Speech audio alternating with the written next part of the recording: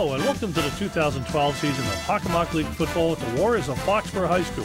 Today's matchup between the Foxborough Warriors and the Vikings of East Bridgewater High School, East Bridgewater, Massachusetts. Coming to you from the John J. Ahern Field in Foxborough. Bringing you all of today's exciting football action are Doug Seuss and Frank Jaffoon.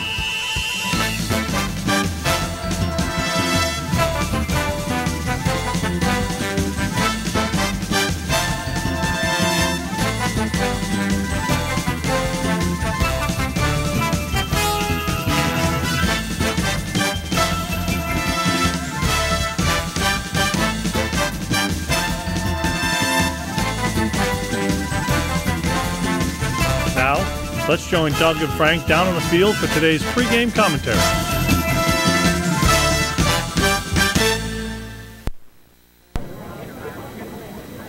Good evening, everyone, and welcome to another edition of Foxborough High School Warrior Football. Tonight, the hometown Warriors will be taking on the Vikings of East Bridgewater in a non-Hockomock League contest. My partner, Frank Jaffoon. I'm Doug Seuss. Later on, we'll be joined by our third guy tonight, Pat McGuire. These non-league games, it's hard to say, Frank, because now when we play like Franklin or Mansfield, they're considered non-league games because of the way the Hawks split up. But this is truly a non-league game for us. It's a non-league game, but it's going to be a good game, Doug, I think. East Bridgewater is a pretty good football team. They're right at the top of their league, if not second, I think, behind Abington. And they're fighting for a league title, too, just like we are. So it should be a good game. They have a very skilled quarterback, kid by the name of Benson, who we'll be talking about. Great arm. Nice-sized kid, and they've got some pretty good offensive skill kids, so it should be a pretty good game. Yeah, earlier when I first got here, I saw them starting to warm up, and they looked like they were small in numbers, maybe 35 kids. I'm going, wow, really, I know it's a small town and all, but then another group of kids came in. But even with them all here, we're outsizing them and out manning them. It looks like 2-1. And we can only hope that we out-hit them, too, because they're going to come and they're going to hit somebody. I really think this is going to be a very close first half, and maybe I think we'll wear them out in the second half, but this should be a pretty good football game. Now, last week we had a struggle against Canton. Canton really doesn't have a strong record, but they played much better than what their record indicates. This here's another test, and then next week we get the big game against Sharon. Yeah, I hope we're not looking ahead to Sharon because if we are, we could lose this football game. They are that good. So anyway, we gotta rethink, retool this whole thing because this season is, as you said, Doug, begins next week. So we'll see what happens. Yeah, and tonight for Foxborough, we'll probably see a lot more of Kevon Howard running, mixed in with a little Valenza running. Do you think we'll put the ball up at all tonight, Frank? I think we're going to throw it a few times, but I think you're going to see more Valenza tonight. I really do. I think Valenza's going to pound them, and they're going to try to save Howard a little bit for next week. And I think you'll probably see a little bit more of the fullback. Okay, so we got a beautiful night for football. It's a little chilly, but it's clear.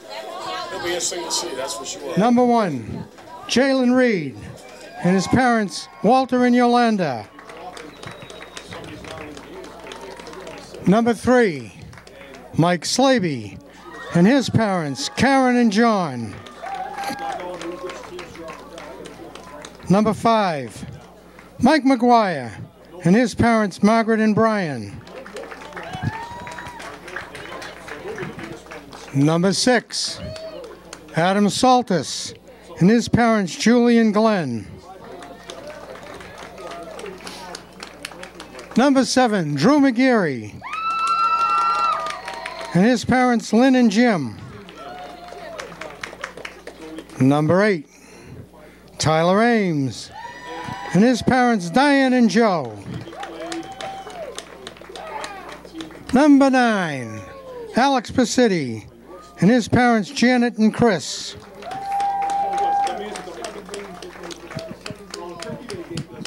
Number 13, Mike Talley and his parents, Carol and Bill.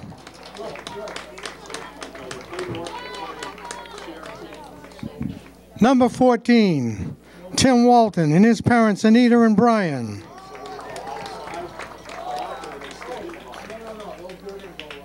Number 21, Nick Tertulio and his parents, Lisa and Tom. Number 22, Kevon Howard and his parents, Stephen, his sister, Ari, and friend, Adriana. Number 23, Tim DeRay, and his parents, Gilbert and Magdalene.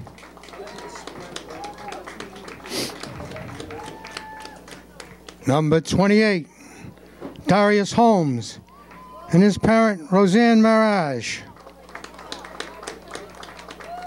Number 30, Scott McDonald, and his parents, Laurie and Joe. Number 36, Tim Freitas, and his parents, Marianne and Tim. Cast the thousands, folks. Number 37, Brendan Lovely, and his parents, Kelly and John. Number 40, Mike Campbell, and his parents, Nancy and Glenn. Number 41, Kyle Valenzola, and his parents, Kate and Joe. Number 48, Connor Capiche, and his parents, June and Bob. Number 52, Zach Atanasoff, and his parents, Pam and Peter. Number 54, Dan McNeil, and his parents, Nancy and Jim.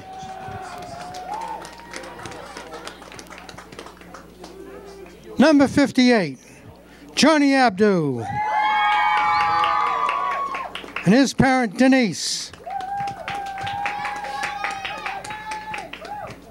Number 61, Ryan Smith, and his parents, Mary and Ray. Number 63, Mike Bradley, and his parents, Laura and Mike. Number 68, Tyler Elfman, and his parents, Linda and Mark. Number 71, Paul Nader, and his parents, Mary and Assad. Number 76, Jake Pinico, and his parents, Phyllis and John.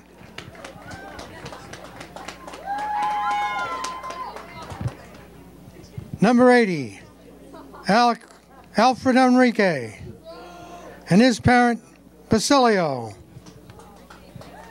It's really Enriquez. Number 83, Nick Snow, and his parents, Deb and John. Number 84, Jake Harrington, and his parents, Ellen and Jack.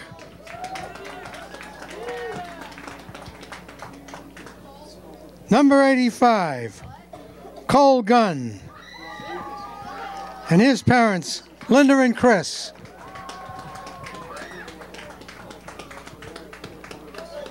Number 86, Luigi Carbone, and his parents, Pina and Maurizio. Number 89, John Chamberlain, and his parents, Gail and John. And number 99, Alton George, and his parents, Alton and Donna.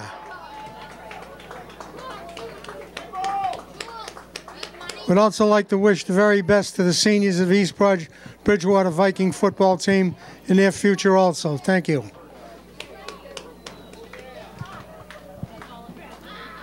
We got through it.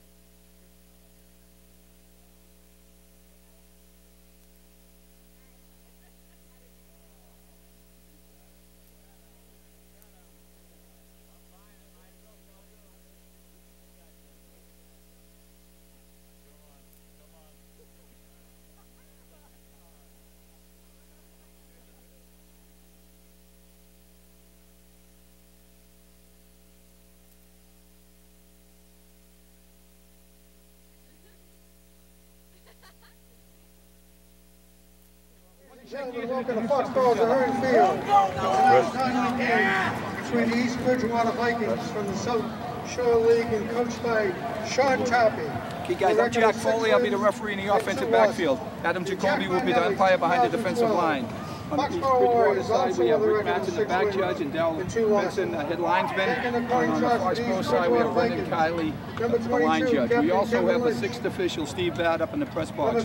So the clock will be official. There'll be no stopping for the 2-minute warning at the end of the half and at the end of the fourth period. Okay, gentlemen? East Bridgewater, the other visiting team, to get a coin was a tail and a head. The tail and a head, sir, okay? You call it in the yes, no? Both heads. It is a tail. It is a tail. You're going to take the football. You're going to take the ball, so we'll call you. You guys go that way. We're going this way. Foxborough won the toss. It's going to receive. East Bridgewater's going to kick and defend the goal. Shake hands, gentlemen. Have a good ball game. Have fun out here tonight. Let's go.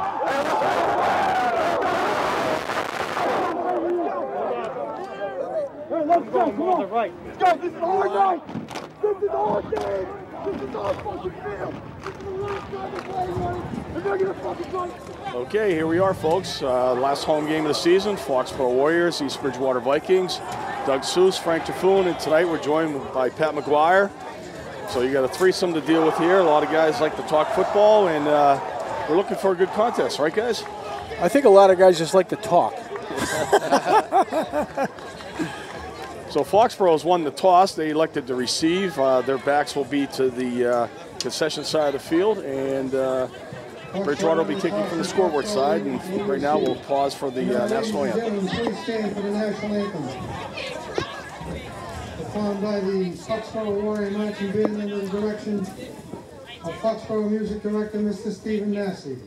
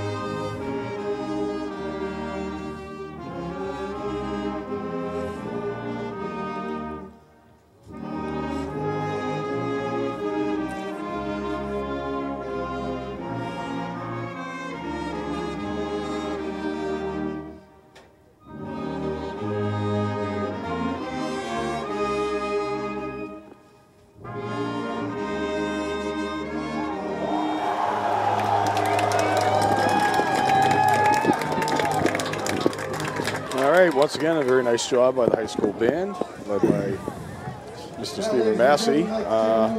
Fox will be wearing blue tonight, and East Bridgewater is wearing white. And folks at home, I believe, are listening to us live on audio, so we'll try and keep it clean here. And they are freshmen Aaron McGinnis, Marvin Marini, Megan Sheehan. You know, it's kind of funny here, Doug and Pat. We're watching these guys from East Bridgewater. They got the same exact uniforms, the Vegas gold and the navy blue. They have the white shirts. So it's kind of a nice contrast. This is a team that we were talking earlier about that we could very well be seeing in the playoffs for the coming years, because they're a talented football team, talented football program that's about the same size as Foxborough. So this is something we could be looking at in the mirror. Under the new format, yes, next year. So teeing it up for the East Bridgewater Vikings is Jake Pierce, sophomore kicker. Back for Foxborough, I believe we have Mr. Howard and Buzniak, the two deep guys. And we're off. The shallow kick, and that's going to be fielded about the 25-yard line by Tyler Ames. And he's racing towards the Foxborough sideline, where he's going to be brought down just shy of the 40-yard line. Good field position to start the game. Isn't it always? It seems to be. We've talked about that ad infinitum too, Doug. We always seem to both Foxborough and its opponents always seem to get pretty good field position on kicks. Point taken there, Frank. There's been very few times that we've seen teams pinned down other than punting situations. So Foxborough breaks the huddle. Slavy's going to be in the shotgun formation. We've seen this most of the year, and Luke Valenza is to his right. Here goes Howard in motion, and we're going to see a straight ahead handoff. Off tackle goes Valenza, and he races ahead for a first down, almost 11 yards on the carry, going behind that right side. I mentioned earlier in the beginning of the telecast that I thought Valenza was going to get the football a lot more tonight than he has in the past. Probably is in upwards of how many times he carried it against Attleboro, where he got about 200 yards rushing. I think we're going to see that again tonight. All right, now we see the same formation, except Valenza's on the left side, and he's going to take another handoff. He's going to try the middle, and he's going to get wrapped up by a host of white jerseys there. At the bottom of the pile is number 23, William Venkis, and it's a short gain of 1. That first play, we went right behind Nader and Booth on that right side. We tend to favor Nader's side, and we talked a lot about him in the last game. You think? Yeah. All right, now we got Howard is the deep back, and he's going to take the handoff, and he's racing off the left side, burst of energy, gets about 8 yards. Nader did it again. Well, you got to, Mike, if we can see this again, we got to watch 71. I mean, I know I talk about him all the time. I've been told to shut my mouth because I talk about him so much. But take a look at Nader, Paul Nader pulling from the right side here. Take a look at this. And here he goes. And he's going to clean out the defensive end right there. And there goes the hole. So we have a job by Tertulio right there, clearing them out, opening it up to Nader too. We have a 3rd and 3 situation. Actually, Howard was marked short, about a 6-yard gain. Now he takes the jet handoff. He's going to try the left side. He gets wrapped up. Nice tackle there. Number 33, I believe it was, for the Mike, actually 32, James Shea. Brings Howard down shy of the first down stake. That was a good play. Strung it out very well. So we have a 4th and actually 2. And Foxborough looks like they're sending out the punting unit. Ball is on the 42-yard line of East Bridgewater. And Ames is in the punter. Why am I thinking no? I'm thinking no. Valenza is the up back. Yeah. I think a quick snag. We'll see. We're going to see a shift here. We'll see. Nope. High snap. Ames does. He's going to. He does not get a good kickoff. He's going to gain about 3 yards off this punt.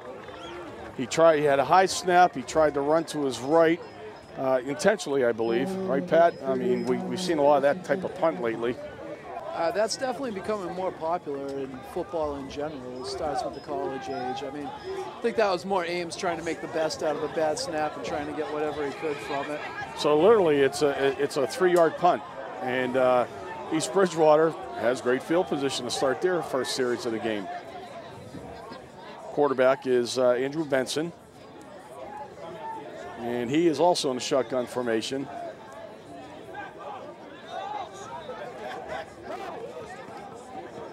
Shea's his blown back, and Benson's going to keep it on QB sneak up the middle. Straight draw play, gains a couple into the teeth of the Foxborough defense. I think we're going to be seeing Benson run the ball a lot, the most of the quarterbacks we've seen this season. I mean, he's got 16 rushing touchdowns as a quarterback, which is an awful lot of rushing TDs for the guy who's supposed to throw the ball. Sure is. He's a 6'2", 180-pound senior. He got a very nice arm, too. Well, Bridgewater's spreading the field here. They got twins right and left. And again, Shea's in the backfield with Benson. And we're going to see Benson take it once again. And he spins away from the first tackle and eventually is brought down there by Valenza.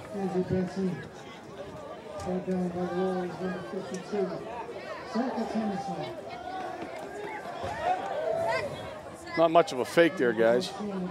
And just kind of feeling his way through. There's no hole. Yeah. 76 also in the tackle for Foxborough, actually, was Jake Panico from the nose tackle position. So we have a 3rd and about 6. Ball's on the 44-yard line. 43, check that. And we're going to see Benson roll out to his right. He's got pressure. It's a nice spin move. Another nice spin move. He's going to be shy of that first down. Yeah, about a yard shy. I think Nader got him. Saltus looked like he was going to get him for a loss, and then Benson does a sweet spin move.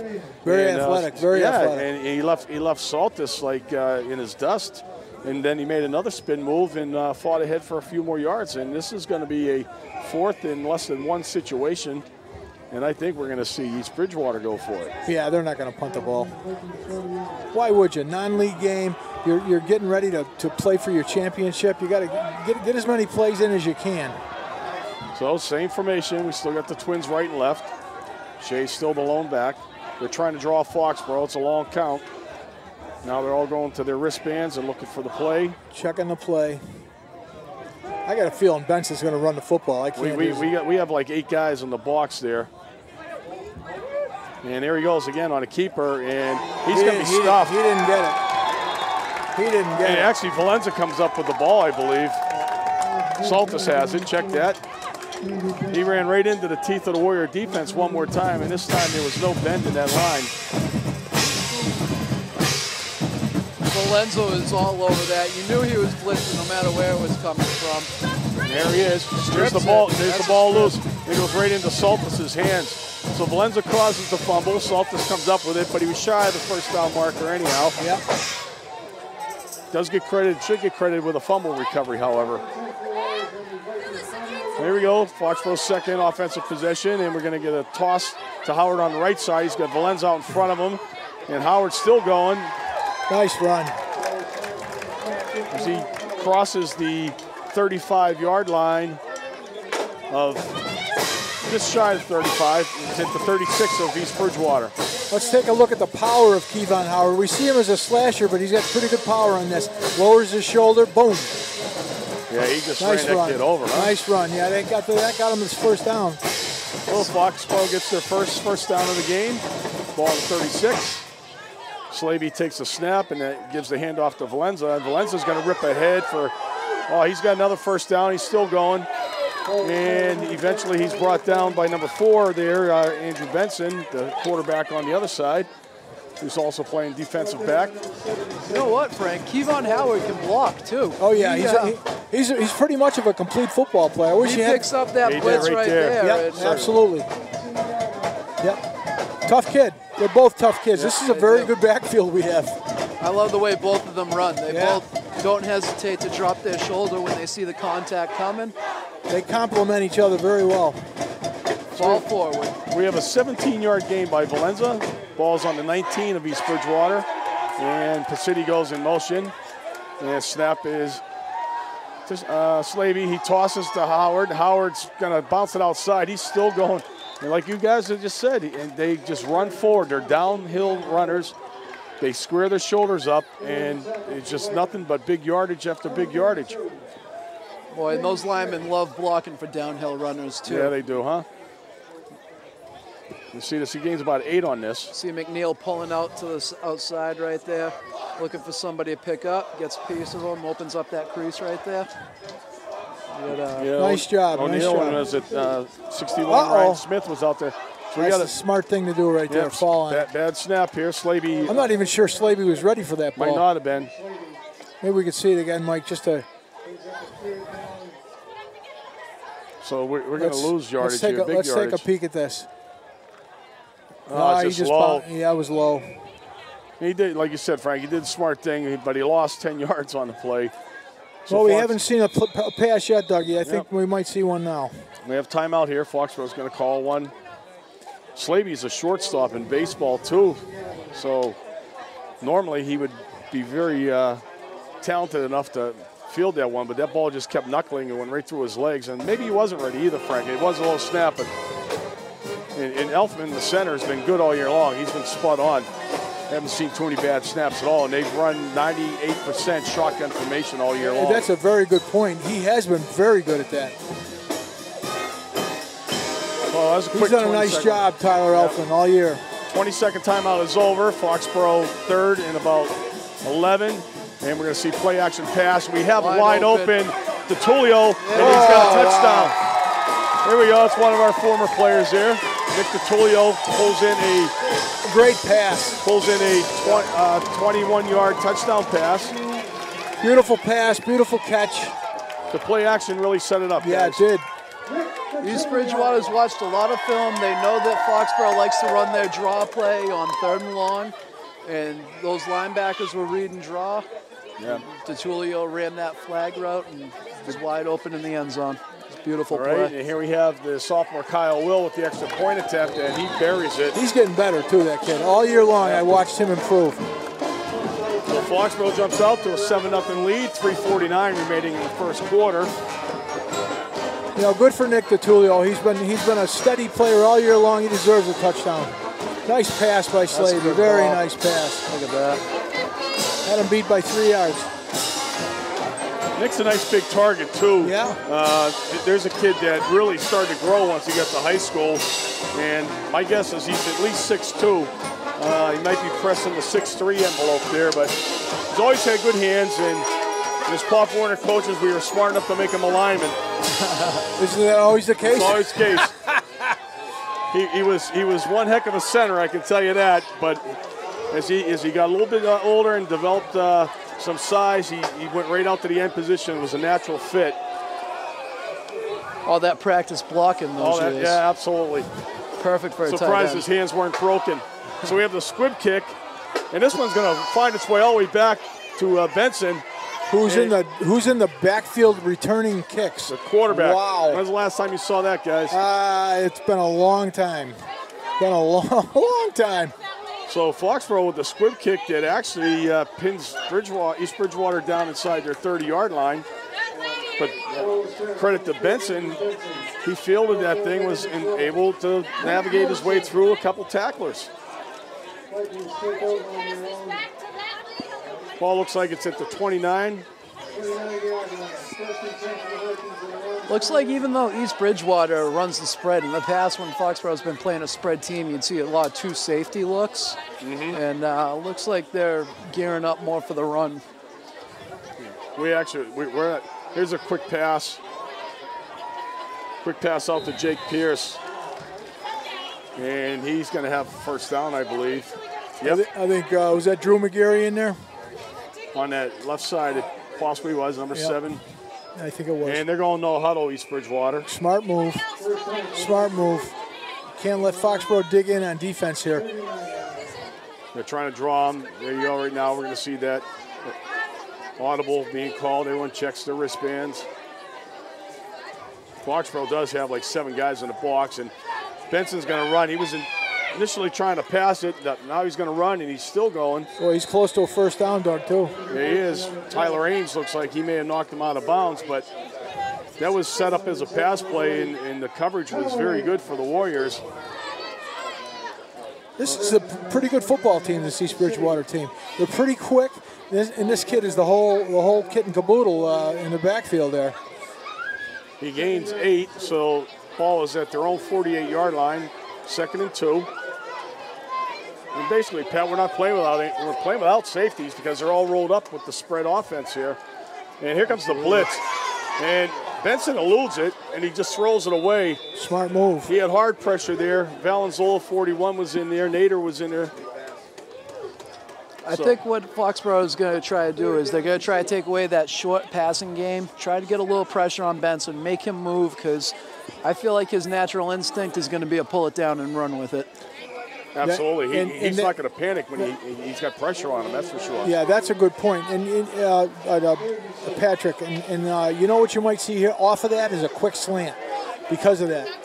So here we go. You got 11 guys. Oh, wow. You got 11 guys, and there's a little swing pass out there. Everybody's there. Foxborough's out there, and he didn't bring get him it down shy. Yeah, he didn't make it. Saltis and Lovely and along with Tyler Ames. So we're going 4th and about 2, 4th 1.5. Who gets the ball? Well, put in your quarterback's hands, but it looks like the punt team's coming out now. Yeah. Trailing 7-0, a different formula right now. You don't want to give Foxborough the ball on your side of the field. So they are in punt formation. Jake Pierce is the punter, and Howard drops back for the Warriors. And we're going to get a boom. Nice kick. This is a real good kick. Howard bobbles it. He picks it up and he's brought down at the 5. Yeah, that was a nice football play by that number 32. Yeah, that's Shea. Yeah, he's quick. Well, Howard, I think Howard, didn't realize how deep that ball was. It was high, too. Yeah, you're right. That was a very good punt by that young man. Yeah, he just misjudged that. It was over his back shoulder. Had Kevon Howard taken one step further back, he feels that cleanly. Exactly. And at least get something out of it versus being pinned down at our own 5-yard line. So we got a lot of field ahead of us now, guys. We're in Dangerville right here. When the punter kicks it that deep, that makes it tough to cover. So that'd be interesting later in the game. See if the Cat gets some space to work with. And here comes he's Howard right now. And he's. Oh, I was going to say he got some space now. Yeah. Shea brought him down. Yeah. And if he doesn't bring him down, we get a 95-yard touchdown run right there. That kid Shea's a good football player. And he's a good-sized kid as well. Yeah, he is. He's 6'1", 165, but he looks a lot heavier than 165. Let's take a peek. Big hole here. Nice huge hole. Nice block by O'Neal. Great block by Dan O'Neal right there. Yep, Jess Todd, number 10 downfield blocking, but Valenz with the cut block, which I love that block. Yeah. So Foxborough gets a big gain, 16 yards, and now we see Valenz is going to rip this, and he's going right through the middle, and he gets about 15 yards himself. I think that was Brian Booth right there at the point of attack doing an awesome job on that block right there. Sealing off the guy and giving Valenza a hole. Good for him. Good for him, young sophomore too. Yeah, look at that. We've talked about this line all year long. We're going to come back to that in a second. We have a 1st and 10 ball on the 36-yard line. And here goes Howard, sidestepping through the middle. He gains about 4. Number 45, Owen Harrington, I believe, was on the tackle. But we talk about this line. It's not Foxborough's biggest line. It's certainly an athletic line.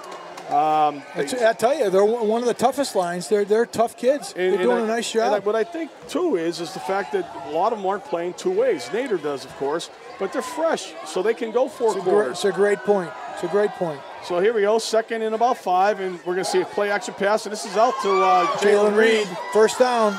And a little bit more. He's out into East Bridgewater territory, just past the 50-yard line.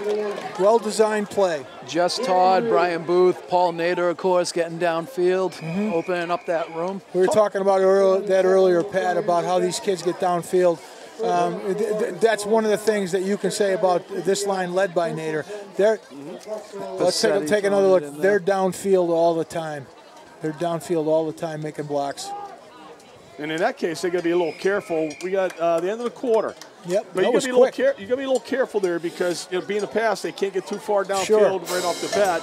But Todd, like you mentioned, he was in on that. Todd's a pretty good downfield blocker. All right, ladies and gentlemen, I think that's why he's gotten more playing time as the season has come along. Yeah. Absolutely. So we have the first quarter in the books. Foxborough with a 7-0 lead and on the move again. Their third possession, they are just over the midfield stripe, and they're looking real good. Great job, Ty. Love your sister, Michaela. The offensive line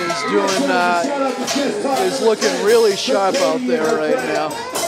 And the last one for this quarter.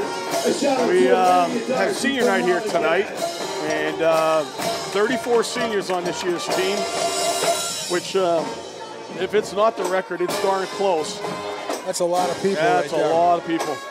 Now, I don't know how many they started with as freshmen, but that's a lot of kids to finish with, I'll tell you. It certainly is. There's always some attrition, but to have that many kids as seniors on your team, it speaks well of what kind of program that you're running.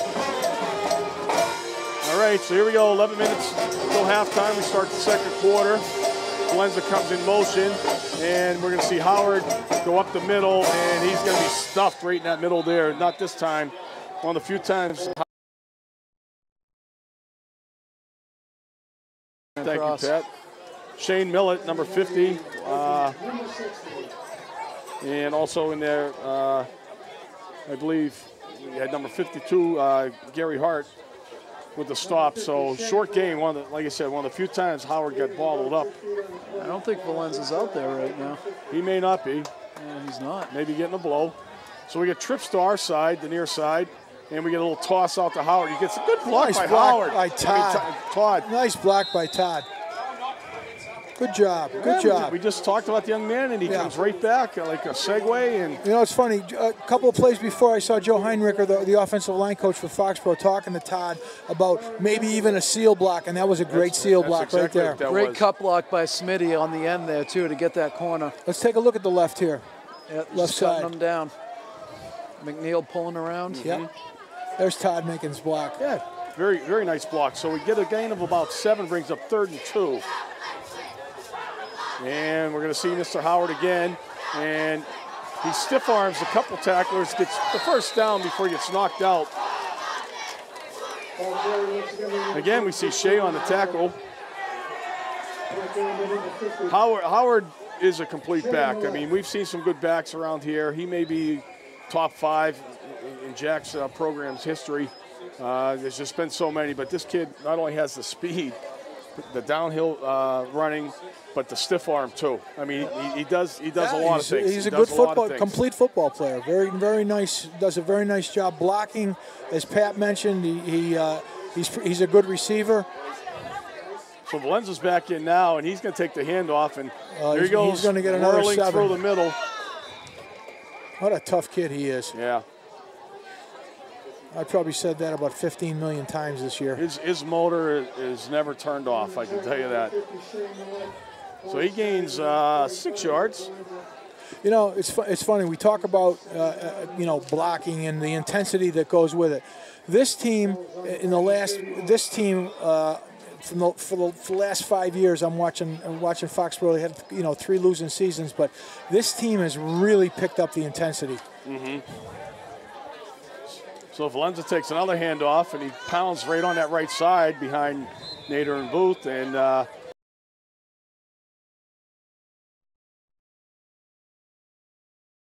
down. I like the way they run that little fake to cat out on the outside, like they're running a swing pass to him. Yep. It sets up something down the road. I got to tell you, Pat, you mentioned the offense. This offense has completely changed from last year. Completely changed. It certainly has. Now we just drew the defense offside. There's contact. There's 60, he's not on the list there. 60 on their team, on their side. On their side? Yeah, Bryce Avery. Oh, 6 rows. thank you. Thank you. So Foxborough gets a free 5 yards and a first down off the encroachment. Okay. 3rd and 1, I'm sure they would have had it anyway, the way the offensive line's been delivering so far. I love your confidence, Mac. Patrick, on your cheat sheet over there, we got East Bridgewater kid, number 60. His name is Bryce Avery. We didn't get him on the initial sheet. Oh, okay. And he's actually playing nose tackle, so we definitely don't want to leave him out of it. D tackle, nose tackle. So Foxborough with the first set of downs, and here's a spot pass out to Howard. Speaking of Howard on the catching. There you go. So then we got a flag. We got a block in the back by, I think, Jalen Rose blocking the back. I think he knows it, too. Yeah. When the flag gets thrown at your back, I think you know. I think you know it. Set up pretty well, too. I mean, this is, this. Holding against the wall. I actually got a hold. Yeah. Rose was shaking his head. I hope I'm not calling the wrong number, but I think it was him. Actually, calling the wrong name though. He doesn't mind. Rose. Wasn't he a basketball player? Yeah, Fab Rose? 5 with Michigan. There you go. And who's the kid from Attleboro was on that team? Let's see how sharp you are. Was it Anderson? Yeah, Leland Anderson. Very good, Doug. One of the Fab 5. Yeah, well. So here we go. Toss play. Reverse pivot by Slavy. He's got Howard with. Reed has a good block that time. I think Jalen Rose tripped him. I'm going to get yelled at for that, I'm sure. Gunderway, number 35, on the tackle. It's Jalen Reed, ladies and gentlemen. I'm an idiot. He's working hard to make up for it right now. He leaves him alone, and then he tries to block 2 more guys. Oh, he just fell. He tripped. Tripped up. That blade of grass will kill you. There's too much paint on that line. 2nd and long. Slaby's dropping back the pass. And it's a screen pass.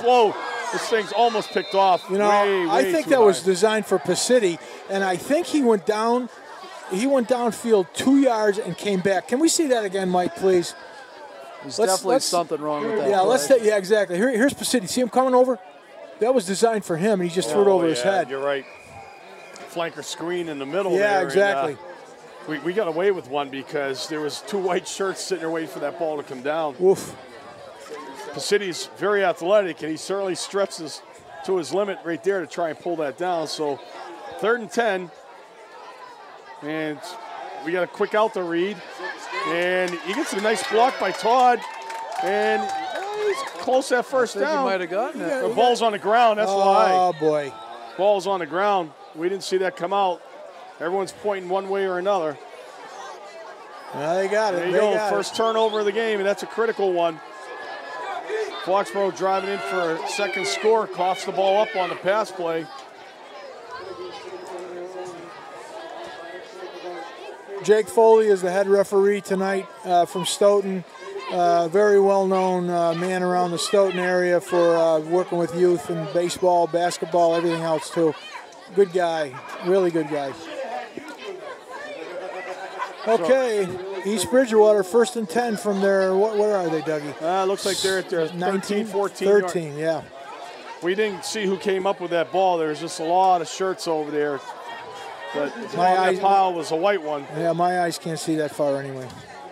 So there's Benson, still in the shotgun, and he's got 5 receivers in the pattern. Oh, and that's Panico. Wow. Panico just all over him like a cheap suit. Wow. There's a young man that's come a long way since his youth football days, I can tell you that much. Good for him. For one thing, he doesn't have to worry about sucking weight anymore. That's a key thing. That's a tough thing to do. He's in there fast. There's a big defensive right tackle. And he put his helmet right on. Yeah, he did. He woke Benson right up on that one. Foxborough defense wasn't buying pass for a second on that play. No, they weren't. And here we go. We're going to see another audible. That coverage gets tightened up on the slot. Here's a quick out slant. The city's going to make the tackle. Yeah, he's close to a first down. But Jake Pierce with the little outside slant pattern. They're giving a lot of room to the slot guy right there with that safety. Yeah. Brings up a 3rd down, and let me see, maybe 1. Yep, that clock is moving. That coverage tightened up a little bit after they checked their thing again. After they checked their wristband again, I wonder if. They're going first down. I think they're saying first down. That's what Jake. They're going to measure anyhow, but Jake Foley thinks he's pointing first down. Is he? Yeah. Yeah. He don't even want a measurement. You know, he ran the arm. I thought he was said the clock go. Here we go. Hey, good block there. 23 puts a hit on Saltis. Generous spot. Yeah. So East Bridgewater picks up a first down, give them a little breathing room in their own end of the field. And we see motion by Shea. And Shea finally takes a handoff, his first carry of the game. This is a football program that could easily fit into the Davenport division, I think, Doug. Would make a lot more sense than Milford. They're not part of the Hockomock Pop Warner, though, are they? No. Do they play in the other? They play South Shore or something? Probably something like that. Looked like on that play, Foxborough knew it was coming. The corner switched before the guy even went in, before Shea even went into motion. That's why they watch the films, Patrick, I think, right? It's a beautiful thing. Shea picks up a long 2, so it'll be 2nd and about 8. And Foxborough's coming with a blitz. Saltis gets picked up on it. And it's picked up by Lovely. What a play. Oh, did he read this nice? And there's his speed, and he's just got to protect that ball right now. Brendan Lovely read that thing. Nice play. Like a newspaper. He was right there. Great play by number 37 there. That play went exactly how the Foxborough defense wanted it to go right there. Lovely knew the post was coming, was just waiting for it to go in the air, stepped in front of it.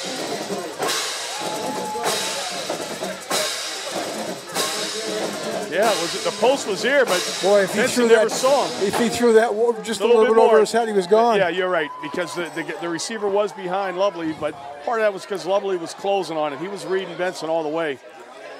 So Foxborough gets the ball back, and here comes Howard, and there goes Howard. He's got about 6. He's going to be inside the 10-yard line. Just hits that hole fast and hard. Yeah. Well, it looks like he's leaning forward all the time, Pat, every time he catches the ball. I believe he has 19 touchdowns on the season, so and it's not just because he's getting the ball all the time, it's just because he makes it happen. Yeah. We saw one a week or two ago, an 80-yarder called back on him. Oh, yeah, absolutely. It's a great run. I don't think his feet touched the ground on that. So 2nd and about 4. And we're going to see a handoff to Valenza. And he's smelling the end zone. Oh, he's in. And he is in.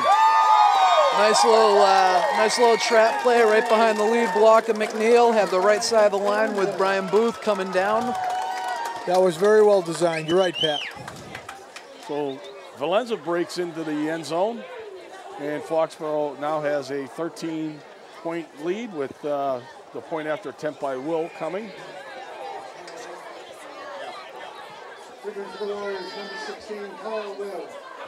So the turnover doesn't hurt Foxborough because they get right back on another turnover. Snap is good and the kick is good. Well, here we go. 3:36 left in the half. Foxborough jumped off to a 14-0 lead. Let's take another peek at the touchdown here. Just breaking tackles. Like shoulder at the end. Yeah, there's a little cheap shot right there at the end. Yeah. That was Benson. Valenza will be seeing him later. 6 yards deep in the end zone, and the opposing quarterback's laying a late hit on you. You're right. That doesn't bode well for him in the next series. I'm fascinated here. They're 6-2. This East Bridgewater team, led by obviously this kid Benson, number 4, the quarterback. He's deep for the kickoff right now. Yeah, playing offense, playing defense. Obviously the best football player on their team. Has to be. And he's in every play. Yeah, he's back, as you said, and so is LaRon Gunderson, and they kick it towards Gunderson, but it's going to be fielded short by Shea, and Shea's got room to run. Shea's a football player. Yeah, exactly. He's the other one. He gets about a 20-yard return, brings it out across the 40 to about the 44 of East Bridgewater. And special teams is one area. And I know that we get a lot of seniors out there, and the kids are doing a good job, but we are prone for big plays against us on special teams. We've seen it a couple times this year. It's a good point. And, and part of it, I think, is it's not your normal kids that are getting a lot of playing time on defense, whatever, so the tackling skills aren't as sharp. So 1st and 10, Benson back in the shotgun still. He's got 5 guys in the receiving pattern, and he's going to throw that quick slant. This one picked off by Pacini off the tip. Wow, things have just changed real fast for East Bridgewater here. You know, I think that's a catch. I should have caught that ball. It's off the hands. Yeah, off the hands of the receiver. I didn't catch his number. We'll see him on replay. And Alex Pacini is in the right place at the right time. Drew McGarry is baiting Benson to throw it to that slot guy. Yeah, he came up hard on that. That was Jake Pierce, number 5. That was a ball that should have been caught. And Pacini, ever the opportunist right there to come up with the ball. He's got to have 5 or 6 interceptions. He's got that, and he had a fumble recovery a couple weeks ago for a touchdown, too. That's why they do the tip drill. That's it. So we have Rogers in the quarterback right now. He hands off to Howard, and Howard's bouncing off of guys once again. He's going to get knocked out of bounds. Number 27 over there on the tackle. Let me see, get that kid's name first, is Nathaniel Augustine. And also we had 35, LaRon Gunderway. So 9-yard gain, but we have Slaby's on the bench, and we have Nolan Rogers in, the sophomore quarterback. I don't think Slaby's hurt. I'm just mixing it up a little bit. Just trying to give Rogers an opportunity a little bit, which is good. He's got both Howard and Valenza in the backfield. And this is going to Valenza. And there goes Valenza. It's about a 20-yard run for. I just had a feeling he was going to have a big night here tonight. 15-yard run. So he takes it down to the 26-yard line. First down, and we have 2:34 remaining. Clock is running. This offensive line is having their way with the East Bridgewater front 7 or 8. East Bridgewater is about to let this game get away from them. Yeah, the turnovers will kill you every time. And Rogers hands off to Valenza again, and this time he's brought down. 23, William Venkus on the tackle. I know Howard's over 1,000 yards rushing. I think Valenza's close to 600. He's probably over 600, maybe close to 700 right now. When's the last time Foxborough had 2 running backs that had 1,000 yards in the same season? I wonder if it was Delaney and Soccorso, maybe? Did Soccorso have that many? I'm not sure. I'm not sure. Yeah. That's a good question. We got to look up. Maybe the genius down in the truck, Frank knows that. Here comes Howard on the jet. And he's got blockers out he's front gone. of him. Oh, he's gone. He's gone. He's gone. Oh, he got knocked off at the 1. Well, guess what? He's getting the next handoff. I can tell you that. He's about to get touchdown number 21 on the season. That was a well-designed play. The jet sweep. Wait a minute. Plenty of blockers out in front of him. If he had 19 and he gets a touchdown, that's 20, isn't it? Well, I thought he had 19. Maybe he does have 20. Does he have 20? Boston Globe said he had 20 today. Oh, okay. All right. I don't read the Globe. Yeah. Benson knocks him out, saves the touchdown, but you're going to see Howard right here. He's going right behind Valenza. And there he does. Yeah. And there he goes, and there's a touchdown. He's the leading scorer in the division with 120 points, now 126. And he doesn't kick. Nope.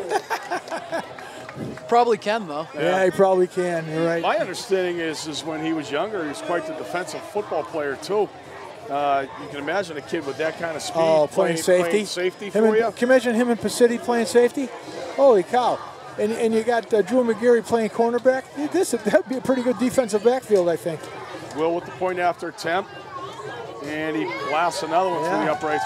Well, we were talking last week, Frank, about how good the secondary is. And last night at the annual Munchkin Bowl game at the Ernie George Field, a lot of the high school kids were down there. And Tyler Ames, I was talking to him. And Tyler, a lot of these kids, they've grown since, they were younger, obviously. And their skills have developed, but they are so quick. And last week we alluded to the fact that they're all lacrosse players. Yeah. And we think it really has transcended their game of football because of the speed, the movement, the agility, the hitting, a combination of everything. Just a simple skill set of stop, start, the whole thing. And let's watch the touchdown here. Ho hum. Yeah, there was no stopping him on that one there. Valenza, I think, loves making a block as much as he likes running the ball or anything else. He just loves contact. Just loves to play the game. Yeah. So Will tees it up, and he blasts this one pretty good. This one's going to go to Gunderway at his 15, and Adam Saltis drags him down, and there's a flag. May have a face mask here. Gunderway's down. He's not getting up. Hopefully nothing serious here, but I think we may have had a face mask. Let's take a look. I think Gunderway got the wind knocked out of him here. Yeah, no face mask. No. Oh, maybe a head-to-head. Oh, that head-to-head right there. Right there. Oh, yeah. That's definitely a head-to-head. Jake's got it. And there's the flag comes in. There's one came from 20 yards away and one came right from on top of it. That's what it was. Might have hurt his leg, too, the way it got rolled up underneath on the tackle.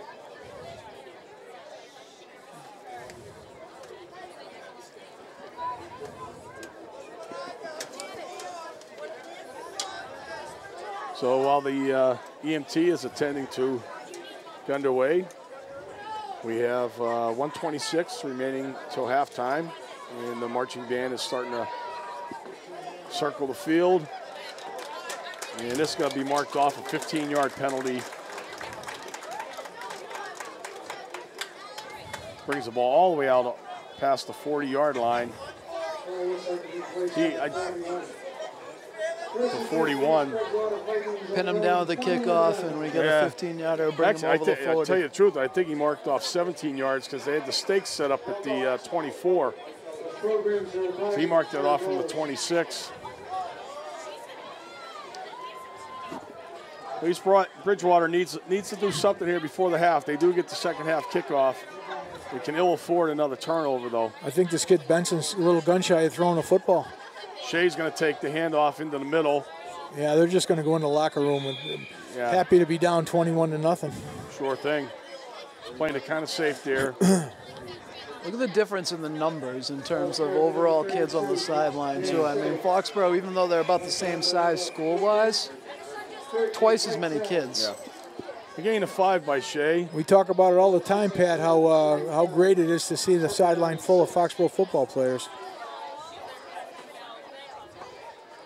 And we're going to see Benson put this up, and he's going to have another pick. Holy cow. McGeary this time. Wow. I'm watching him. Look at him. He's got his hands on his hips, and he's saying, what is going on here? Yeah. That was just a bad pass on his part. He had a receiver again, but McGeary, the athleticism right there, snags that ball out of the air. So now Foxborough. Let's take a look at number 7 here. First of all, he's thrown off his back foot. He's got nothing on the ball. It's a floater just like the other one that was. Yep. Sometimes you got to blame yourself. Yeah, that was off his back foot. And actually his receiver wasn't even open. He threw into triple coverage. So Slaby's back in at quarterback. Foxborough's got 4 timeouts, I believe, to use. They have 50 seconds, and the ball's at their own 36-yard line. And Slaby will pass. Screen. Oh, they smelled this out. They smelled it. Yep, he got rid of it. Yeah, he did a good job. Though. Yeah, I guess now we know why Benson would rather run the ball. Yeah. Well, warm-ups, kids always look different in warm-ups, but he's got a strong arm.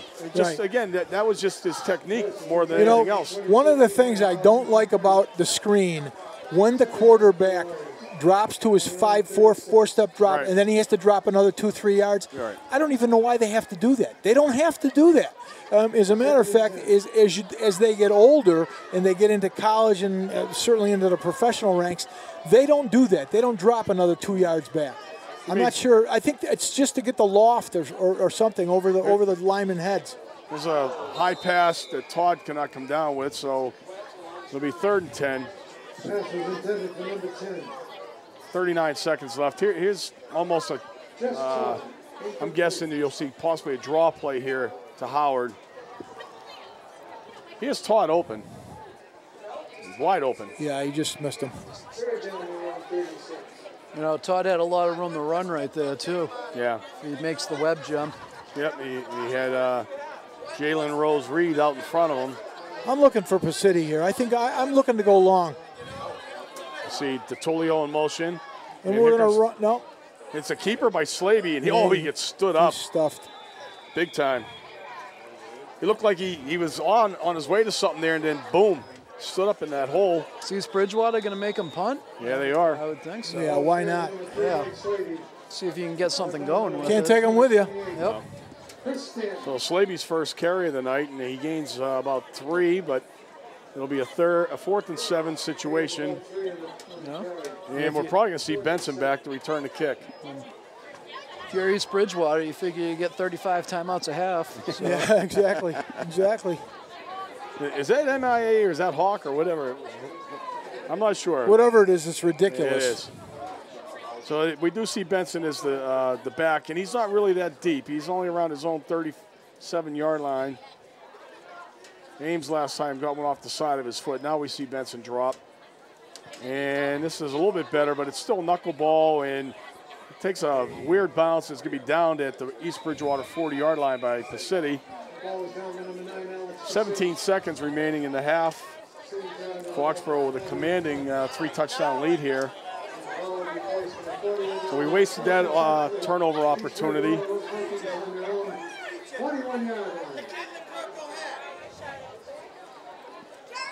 Simple fact of, you got 50 seconds.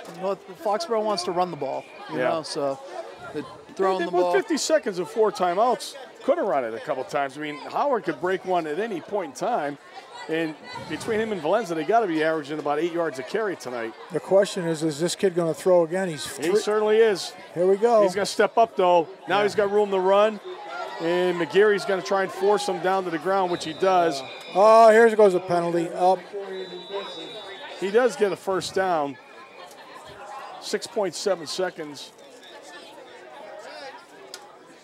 Yeah, I don't think he's putting the ball up. It's Chamberlain, I believe, 89. I mean, he threw 3 passes. The last 3 passes were intercepted. Yeah, they were. We're getting a little chippy in the backfield. We didn't see that, but City and the I can't remember the kid's number. They're going at it. Yeah, they gave him the first down. The chains haven't moved yet. They're sleeping over there. They really are sleeping. What do you got to? How much do you have to be told? Let's go. Well, the line judge over there is exactly. He's sleeping too. I was just thinking that 2 of his partners are waving first down. He's just standing there looking at him. He's asking the coach for coffee. He wants a coffee.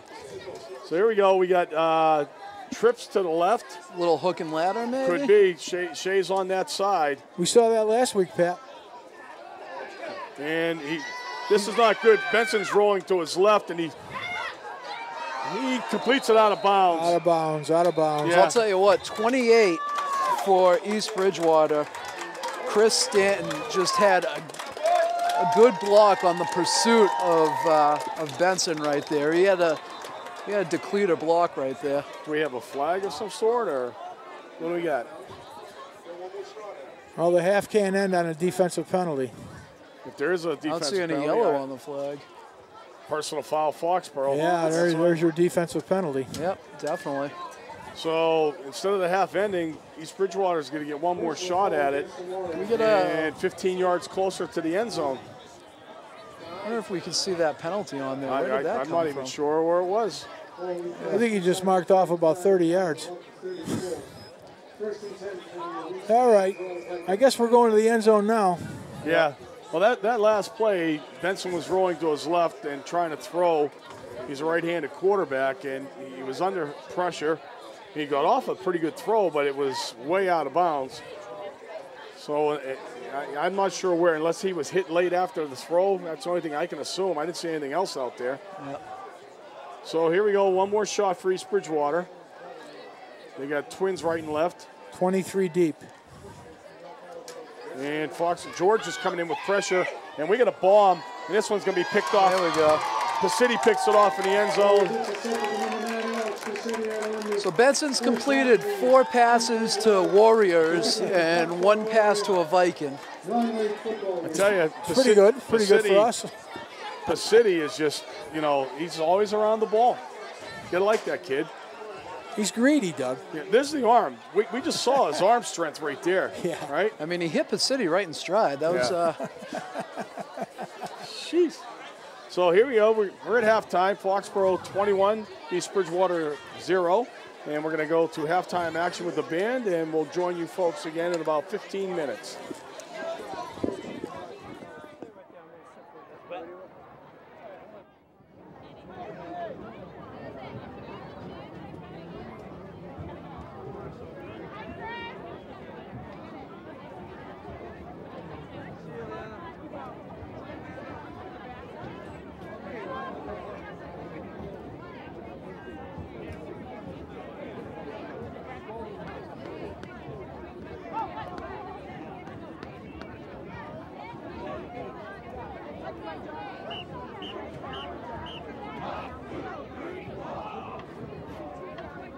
Ladies and gentlemen, we are proud to present the 2012 Foxborough High School Marching Band. The band is led on the field by senior drum majors Alex Olson and John Mitchell.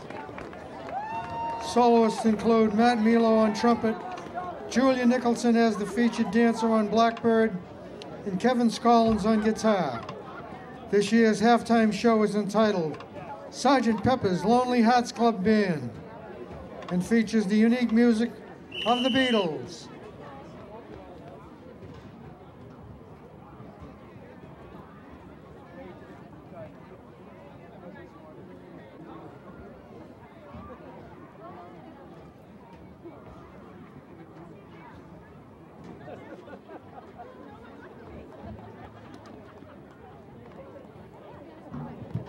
Ladies and gentlemen, please welcome the Foxborough High School Marching Band.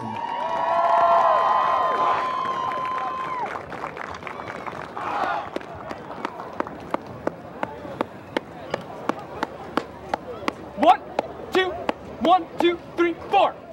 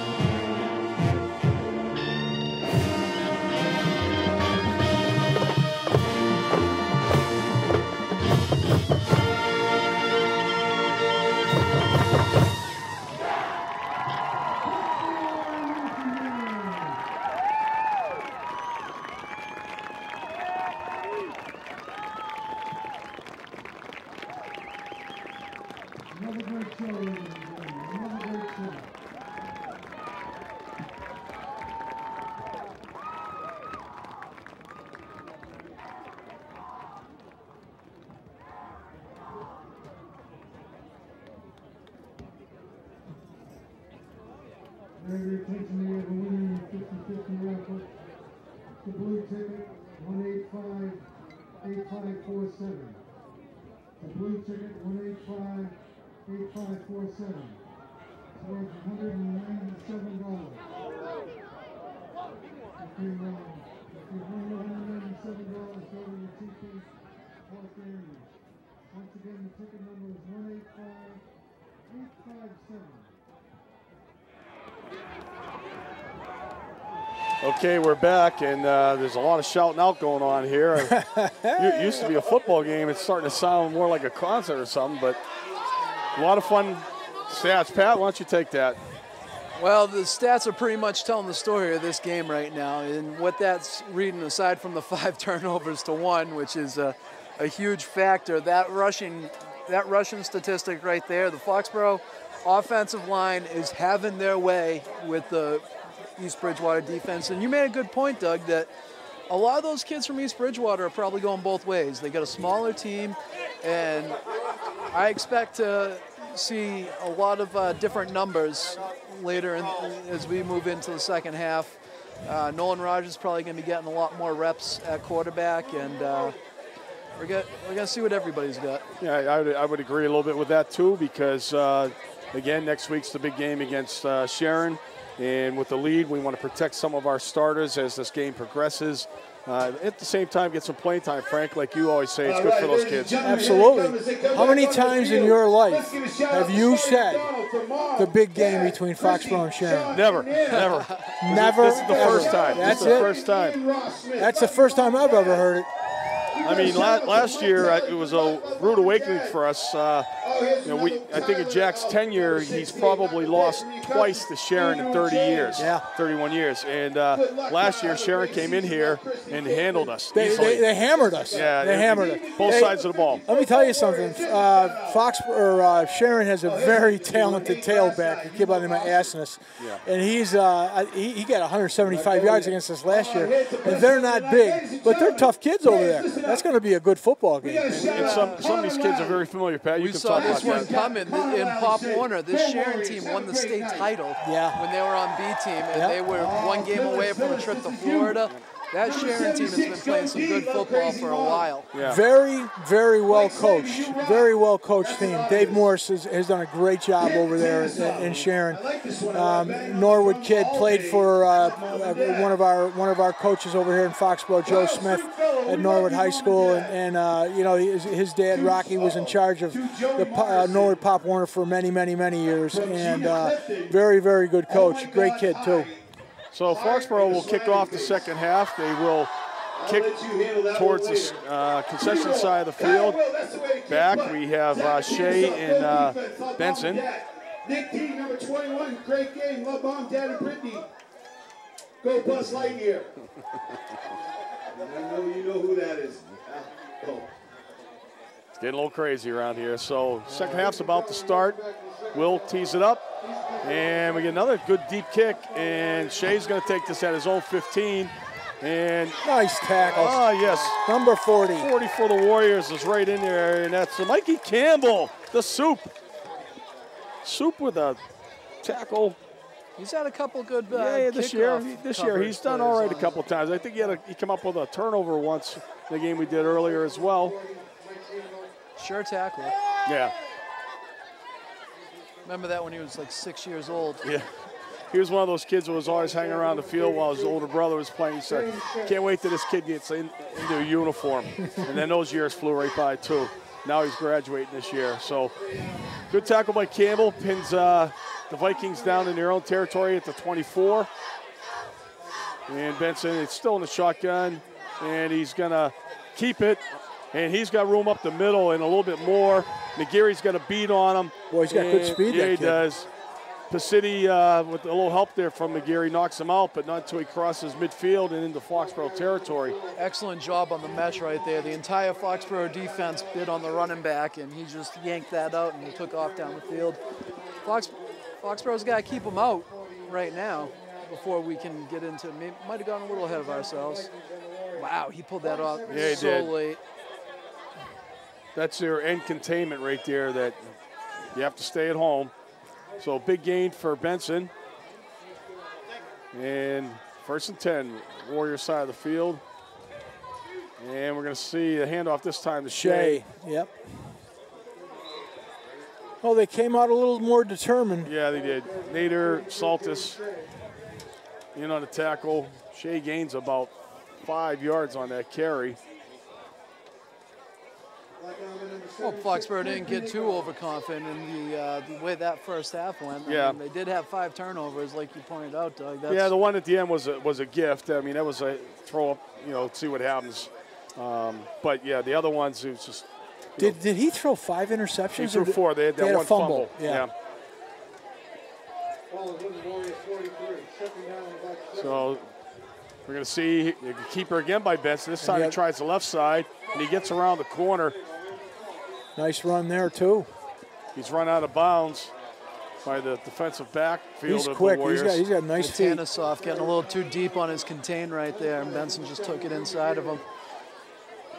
Yeah, your ends have got to be very disciplined here. Yeah, right, you're perfectly right, Pat. Nice block by 23. He was so far wide that Benson just read that right up through the inside of him and tore off about a 10, 12-yard run for a first down. William Vanekis, 23, for East Bridgewater with the block right there. Yeah, that was a nice block. First and 10, Warrior 28-yard line. And we're going to see Shea again. He's running hard. He hits the hole hard, didn't he? Sure did. Dalton George on the tackle. No, check that. Chamberlain, 89. Foxborough defense might just line them all up in the box and dare Benson to throw the ball again. That's been their downfalls when he's put the ball up, that's for sure. Looks like we're starting to see that 6-2 East Bridgewater team, at least on this series. Yeah. Well, they can't match our offense, but they're pretty tough kids. So a gain of about 4, second and 6. And we're going to see Benson keep it again. Wow, that was another great sucker job by Benson. All of our linebackers are on the fake back. Yeah, they're going to have a first and goal situation here. He's inside the 10. What's happened is the backside end is coming upfield because when he comes straight upfield to contain, you're supposed to give it to the running back, but he's coming so far upfield and the line's caving in the other side. It's opened up a huge lane and he's just running inside the end. So, I mean, we've got a timeout here. They're trying to force the give to the running back. Yeah, there's in my estimation, there's no reason for that end to be crashing that hard like that. If he's running a belly play, all right, and he's got a guy going up the middle, that end's not going to make the play anyhow. So why how many times have both of you guys said stay at home? Oh, I say it all the time. In Benson, we've just seen his speed. Obviously, the kid has some wheels, but he's reading that really well, and he has the option of keeping that ball in there or pulling it out. And he's pulled it out and had some big gains here. That's right. And you know who else did that very well, Dougie? Was the quarterback from Canton. Yeah, he did. He had nice hands. Yeah, in fact, that whole thing last week, remember, they'd start that motion stuff, and then they'd stop. We never saw anything like that in our life. The craziest thing we've ever seen. They'd start a guy in motion, also they all, settle down. It looks like a jet sweep. The guy takes 4 steps and stops and then goes back. Then goes back to where he came from. And we're like, what the heck is this? And all we could think of is they were trying to draw us off sides all week. But to Frank's point, that quarterback did a really good job of riding his back into the line. Hiding the football. This kid does the same thing. So 8:35 remaining third quarter. First and goal situation, ball resting at the Foxborough 9-yard line. And we're going to see that same type of play. And that's Shea. Valenzola coming flying in right there through the gap, making the stuff. It was a nice play by Kyle. And a gain of 1. Yeah, the ball is on the 8, I believe. Let's take a peek. Foxborough does get stingy, that's for sure. Yeah, that's Kyle Valenzola, right? And Valenza, too. Valenza's always around the ball. Second and goal from the 8. Here comes the zone read to the right. Same play we've been seeing. High snap, and boy, Valenzola made another nice play because that was hit a little opening. Stanislav was also there too. 52 finally got in that time. So it was like another yard chipped away there. So actually down to the 6. So we have a third and goal from the 6. Benson's going to put it up. You think he's a little gun shy? I don't think he's putting it up. You think he's going to run the ball third and 6? I think he's going to act like he's going to put it up and then pull it down. All right, I'm betting he's throwing the ball. Okay. I think God hates cowards. I know he does, but I think if anything, he's rolling out and then he's going to pull it down. Who's catching the ball? A guy in blue, a guy in white, or is it hitting the ground? There's the ride. The keeper. Oh, boy. Yeah, he doesn't get it. Coward. Yep. Coward. Once again, you see Valenza in there and Chamberlain. So he picks up about 2. So fourth and 4. Yeah. Going to throw the ball now? Foxborough's daring him to, that's for sure. This is where the Warriors do get tough, though. Inside the 10, they've been very stingy this year. They've had a very, very good defensive year. So we got a lot of guys in that box, and we're in a real tight formation. Boy, here. they don't have anybody spread at all. No, we got a timeout now, too. They finally pulled everybody in. They've been running with those twins to both sides all game, and now they pulled them in almost like we got a double wing set up. I think they're going to try to attack the outside by bringing everybody in tight and try to hit. That's got to be the ploy.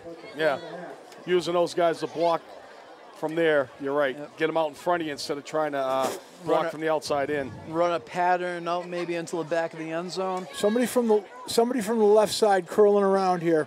Little drag route. Yeah. He can't run the ball at 4th and 4. He just can't do it. What's the name of that play that Bill Walsh invented with the 49ers where they hit Clark, where you get the 3 different layers going? They might see something along those lines. Let's see. Here we go. Big 4th down here. Bridgewater definitely needs to score, and when are we going to get another timeout? Back-to-back timeouts by East Bridgewater. Yeah. Wow. Well, if you can't get it right the first time, what are you doing? First one was a 20, and the second one was a full. You know how critical this is. They don't score here, they pretty much can, start to pack up and head home. It's a non-league game. Doesn't hurt. I know you want to win them all. Win them all. But what are the options here, guys? What are the options? What are we doing? I think you're rolling him out, and if he's got an open receiver, I think he dumps it. If not, I think he keeps it and takes it. What do you think, Pat? I agree with Doug. He's their best offensive weapon. And running into the teeth this last couple carries he's had, he's found it no room. But he gets to that outside, he's a dangerous runner. I mean, I don't know how good he is running to the left and throwing the ball. They might just try to go to the right. Yeah. Surely the Foxborough defense is going to be heavy on the rollout to the right, so they may try to go left. Who knows? But like Frank said, you got that backside end, releases and drags across the back of the end zone. He's got him as an option. In the corner. That's my call right here. Okay. Who's their biggest wide receiver? They don't have one. Probably Shea in the backfield. Look at them all. There's 22 guys within 2 yards. Here we go. Let's throw the marbles right here. Score or go home. And he's rolling out. He's throwing it. Going to the backside. Better get rid of it. Nothing there. And terrific defense. Terrific defense. Well, 2 timeouts. You come up with that play, and Foxborough's coverage in the secondary was excellent. They try to fake to the right, and they're trying to leak number 7 into the I think he's looking back. He's looking back. He's looking to the left side. Yeah, he was looking. He was covered. Valenzola blew that play up. He did. Valenzola staying at home. Got a piece of Shea as he was releasing. Yep. And that's all it took. They wanted to go right to carry the Foxborough defense and hit Mike Kelly in the back corner there. So just like you thought, Frank. Just like, there you go, Frank's the winner. That's why I'm in the booth, Pat. So Foxborough takes over at their own 11-yard line. And you're going to see Howard break it off to the right side. And he's still going. He's got about a 15-yard gain. That's a great run right there. You're going to see Kevon Howard and Luke Valenza carry this ball the entire length of the field right now. Yeah, we're not going to see a pass. You're right. Once he gets square, here it is right there. Straight ahead. Look at that. Oh, goodness. Bury his head in 33. And that's Shea. That's Shea. Now, Shea's playing both ways, so that young man is playing a good game for East Bridgewater, but he's got to be tired. He's taking on a pretty fresh Kevon Howard right there. So Foxborough comes out, get twins to the far side. Here comes Howard in motion. And we're going to see Valenza take it off tackle. That trap with Nader absolutely crushing the defensive end right there. And there's a 15-yard gain there, too. I saw the same thing you just saw, Pat. Let's see that again. Oh, God. I love the trap. Yes, I do. Yes, I do. This defensive end comes up thinking he's got a wide open run at Valenza, if we can see Nader just decleats him. Oh, we missed it. We couldn't see it. God. Son of a gun. If we could get the wide angle on that, you got to see 71. Block. Yeah, the kid is planted in the ground right now. So, like another back-to-back 15-yard runs by the Warriors puts it out their own 41-yard line. And Howard's going to take the jet handoff, and he's trying the right side, and he's tackled over there. Nice play, 23, I believe, is the tackler for East Bridgewater, William Venkis. You know, that block by Nader right there was a complete yard sale block. Yeah. You know, that's just... Boy, he made one last week. He pancaked the kid from Canton on a trap. It was fabulous. He's a very, very... I'll tell you, I don't want to say... I should shut my mouth, but I'll tell you what. I think he's the best lineman in the league, and he might be the best position player in the league. I'll tell you, Nader. He's had that kind of a year. And we always want to see the quarterbacks and the backs. You know, those are the guys that get all the accolades and everything. But this kid, Paul Nader, is just a great football player. He really is. Valenza takes the handoff inside and picks up about 3 yards. He'll bring up a 3rd down and 3 situation. Ball is almost at midfield, the 49 of the Warriors. You know, that's the problem. You open up the Boston Globe and the Boston Herald in December, and you look at the all-scholastic teams for football. And there's 47 backs. Yeah, 47 backs, and there's like 5 linemen. Yeah. Where are the fat guys? And he's not even fat. That kid's I know he isn't. Well built. Yep. So here we go. We're going to have crossbuck action, and Valenza's going to get ahead for the 1st down. He gets just enough. You know, it's funny, Pat, you're talking about linemen. This year, of all years, I've noticed, I've read a lot of high school football sports pages, and there are a lot of big linemen this year. There's a kid over here in Hopedale, Millis, who's 6'5", 315, and he's a sophomore, and he's already gotten scholarship offers. Oh yeah. There's a lot of kids like that. A kid up in Everett who's got a full scholarship to Notre Dame already. A lot of big kids this year, surprisingly so. Slavey keeps goes it. Nader falling on the guy. And he gets knocked forward. He takes a shot, but it knocks him forward. Number 28 makes the hit for East Bridgewater. That's Chris Stanton. And he actually hurt his team by knocking Slavey ahead for 3 more yards. Let's take a look again.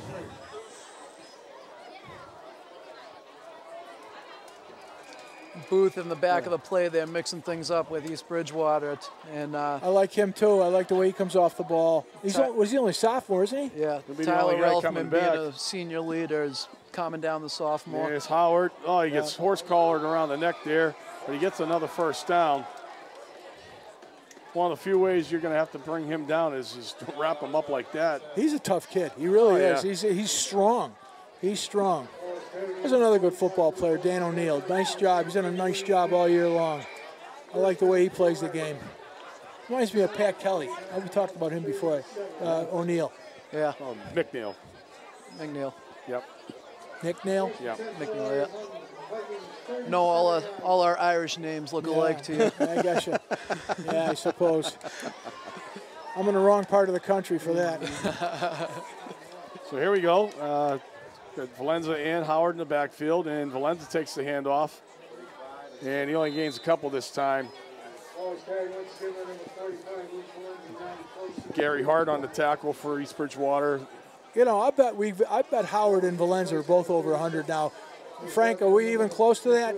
Well, I was actually surprised when Valenza's over 100. I was surprised at halftime we only had $136 in rushing yardage, but you know we did have some good field position too. We're under 2 minutes remaining in the 3rd quarter. Foxborough has a 2nd and 8 situation. And we're going to get a toss to Howard. He's got a wall of blockers out in front of him. And he's going down the sideline. He gets knocked out about the 15, 16-yard line.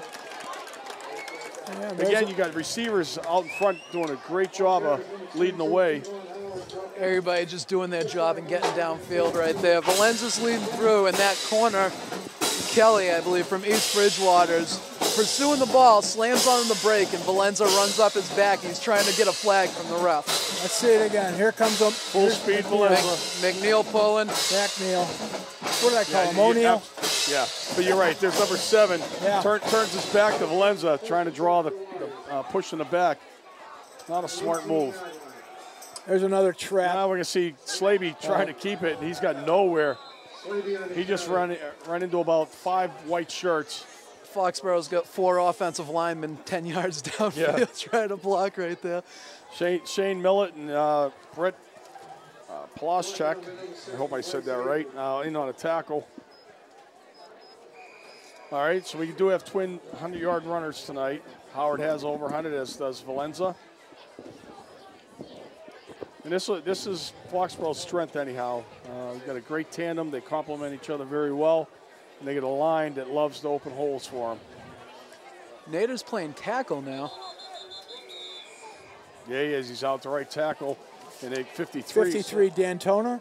Yeah, Joey D'Antona, sophomore, playing right guard right now. One of our guys, Pat. Joey Gameface D'Antona. You see, there's picture Coach Dooley right there. He's saying, like, throw the ball, throw the ball. AJ loves to throw the ball. If he had Howard, he'd be throwing screen passes to Howard. He'd never let him run it. He'd just be throwing it to him. He'd send him out on fly patterns, do a vertical. So Howard's alone back with Slaby. And Slaby's going to drop back, and he's going to throw it to Todd, who's got a touchdown. Nice pass. Well, play action pass again, and just Todd on the receiving end of a Mike Slaby throw, and 6 more points on the board for the Warriors. Who's hotter than Slaby? What's he got? 4 passes, and he's got 2 for touchdowns? Yeah. Good for both of them. Todd deserves it. He's played a good game tonight. Yeah, he's done very well blocking, and he had a bone thrown to him right there. He's wide open on that post pattern into the middle. That's exciting. That makes your weekend. And a senior as well, so his last home game. Offsides. We're going to let that go. Kyle Will nails another one. And there's your ball game. Yeah, pretty much, yeah. We have 51.9 remaining. Let's take a look at Todd right here. Very nice. Caught it with his hands, too. Nice pass. Slaby looked very confident with that throw, didn't he? Yeah, he did. 51.9 remaining in the third quarter. Foxborough 28-point lead, and East Bridgewater pretty much is got little hope of pulling a miracle off here. Oh, Todd's only a junior. Okay, you got him listed as a junior. My bad. It's a lot of. So what do we have? What do we have coming back, guys? You know better than I do. Well, we got a lot of kids coming back. We got a surprisingly good mix of. Well, you got a quarterback, Nolan Rogers, right? Yeah. You got Valenza in the backfield. How about the wide receivers? Are we losing all of those guys? Todd's coming back. Todd will be back, but you got some other kids down on it. Bosniak's gotten some reps earlier in the season out there. Kid Guillory is a pretty good receiver. Yep. How are the JVs doing? They've got 1 loss. Wow, terrific. And the freshman team's only got 3. So kick is fielded by Benson, and he runs right into the heart of the Foxborough kickoff team. Luigi Carboni, number 86, and number 14, Tim Walton, in on that tackle. But yeah, the JV team is very good. Who's their running backs? Well, actually, Jake Pond is one of them. He's out right now with mono, which kind of hurts him. And then they had Nightleak Feaster was another one. And they got some kids there. Bosniak can also go in the backfield. Yep. But again, they got Mark the best Wilson, running back for the underclassmen. Mark Wilson can run the ball. Mark Wilson, who's actually playing quarterback because Roger's been getting playing time at the varsity. But Wilson could run the ball too. There's a good mix there. And Luke Valenza's coming back too. Well, I know that. I know that. He's the key right there. And we have a change in quarterback. Number 7 is checked in for East Bridgewater. Kelly, that's the freshman? No, he's a junior.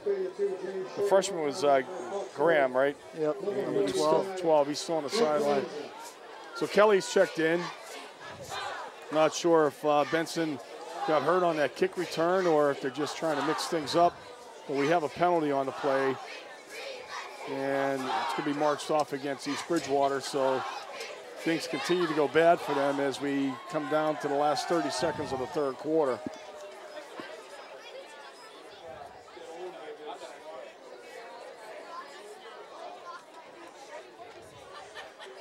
I see Shea checking out. So we got a couple fresh bodies in there for East Bridgewater.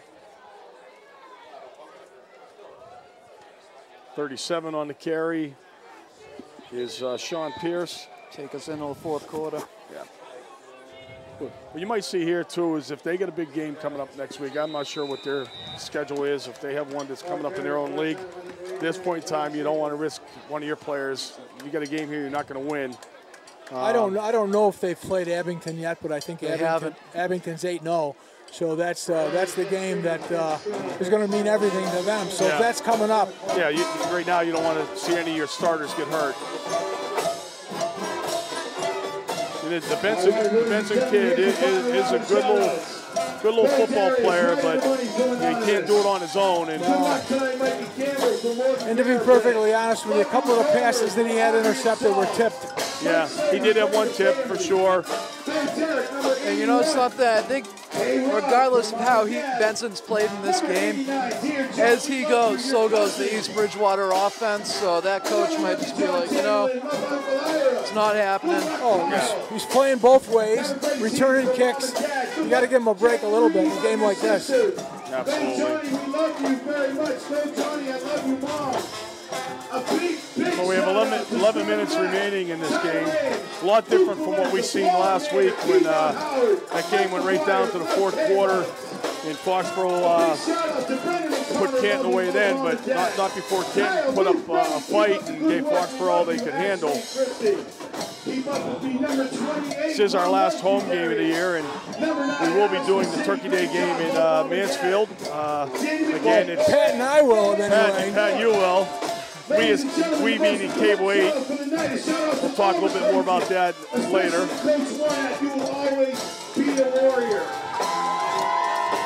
So here we go. Second and long situation. We're going to roll out, and the ball is just thrown out of bounds. There's no open receiver. Kelly had no one available to him. Every time the quarterback has dropped back for East Bridgewater, he's been challenged in the backfield.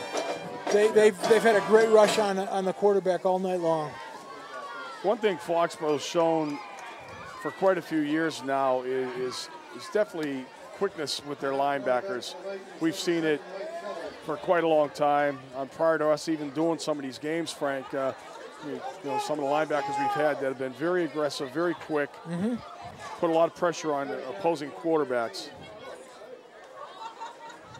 So Kelly's back, and he's got nothing there. Boy. Ball's loose, and Foxborough may have it. I think they're going to call him down. Who came up with that was Valenzola. Foxborough 40. No, Mikey Campbell, the soup man, I think, came up with that fumble.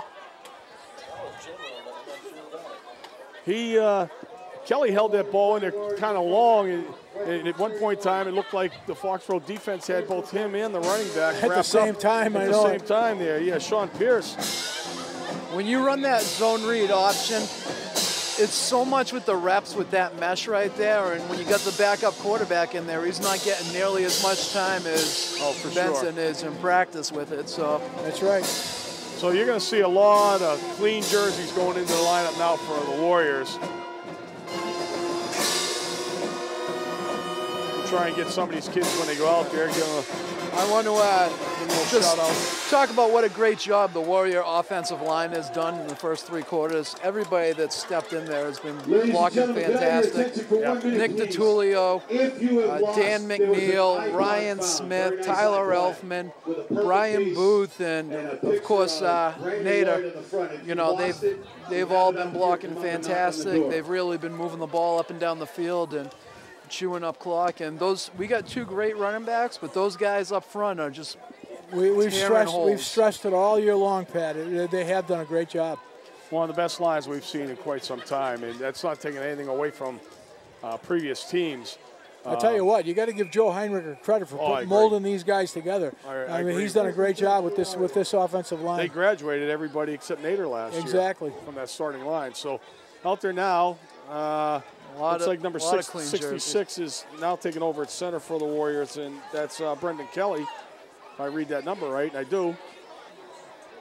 And, wow, number 5, Mike McGuire's in there. He gets dragged down for a little bit of a loss. Jake Schooner's playing left tackle. D'Antona moved to left guard. Looks like the 51 in there is Liam Whiting. Yep. And who do we got at right tackle. I think we got Uzi at right tackle. Nectorius Uzanitas. The only way I can say that is because I've said it a few years ago quite often when he was playing with our team, but I wouldn't have been able to say it without that practice. So Rogers is the quarterback, and he has both McGuire, and this time the handoff goes to number 30 for the Warriors. That is Scotty McDonald. And he's going to forge ahead for a couple yards, get back the lost yardage from the previous play.